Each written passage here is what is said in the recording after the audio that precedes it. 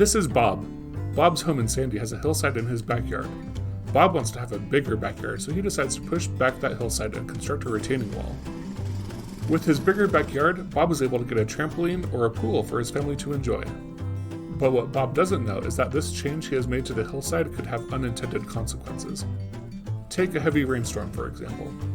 With the previous hillside in its natural state, the soft and undisturbed soil could absorb most of the water, but the construction of the retaining wall resulted in hardened, compact topsoil which isn't able to absorb as much water.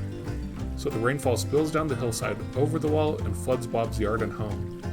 Or consider an extra heavy winter like we had last year. The extra weight from all that snow ends up being too much for the wall to hold, and it eventually crumbles.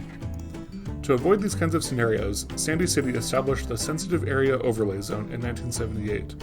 This ordinance identified properties with hillsides, native vegetation, waterways, and geological hazards, and also established standards, guidelines, and criteria to minimize flooding, erosion, and other environmental hazards. The problem is that many Sandy homeowners are not even aware that their property is a part of this zone. So if you're thinking about altering the landscape on your property, or you already have in past years, you can contact the Sandy City Community Development Department.